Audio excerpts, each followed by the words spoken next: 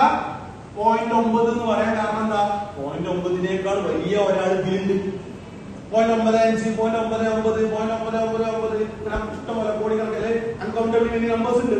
എന്തായാലും 0.9 upper bound അല്ല എന്നാണ് എന്തുകൊണ്ട് പറയുന്നത്? 0.9 വലിയ ആൾ ഇവിടെ ഉണ്ട്. അതേമാതിരി ഇവിടെ എഴുതുക T-A അപ്പർ ബൗണ്ട് അല്ല എന്നാണ് എഴുതുക. എക്സിസ്റ്റ് ഒരാൾ ഈ 0.95 ഒക്കെ ഞാൻ ഇട്ട പോലെ ഒരു y ഉണ്ട്. എവിടെ ഉണ്ട്? നമ്മളെ S തന്നെ അല്ലെ. ഒരു 0.95 നമ്മളെ സെറ്റിൽ ഉണ്ട് എന്ന് പറഞ്ഞ പോലെ y S ലുണ്ട്.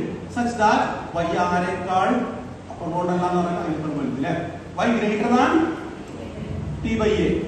That is AY greater than T. Again A positive ആയിട്ടാണ് ടേം സംഭവിച്ചത്. Okay, AY greater than T. AY greater than T ആണെന്ന് പറഞ്ഞാൽ ഈ AY എവിടെയുള്ള ആളാ? AY എവിടുത്തെ നമ്പറാ? AY A into capital S ലെ എലമെന്റ് ആണ്.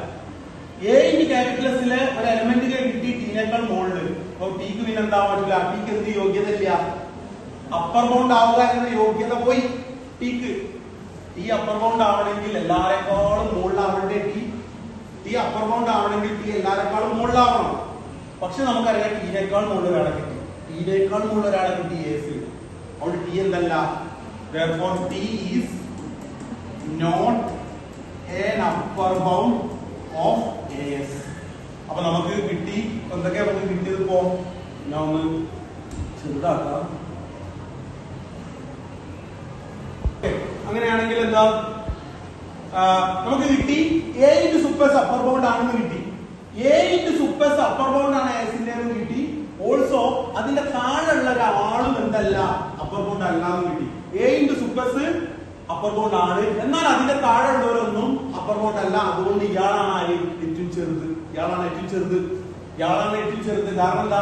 ഇയാളെ താഴെയുള്ള T എന്തല്ല? ഇയാളെ താഴെയുള്ള ഒരു ആർബിട്രറി T ഞാൻ എടുത്തപ്പോ അതെന്തല്ല? അപ്പർ ബൗണ്ട് അല്ല. അപ്പൊ ഇതൊരു അപ്പർ ബൗണ്ട് ആണ്, എന്നാൽ ഇതിന്റെ താഴെ ഉള്ളവരൊന്നും അപ്പർ ബൗണ്ട് അല്ല. അതിന്റെ അർത്ഥം ഇയാളാണ് ലീസ്റ്റ് അപ്പർ ബൗണ്ട്. ഓക്കെ, ഇയാളാണ് least upper bound.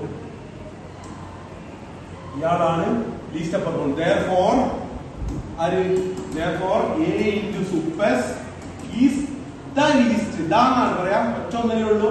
The least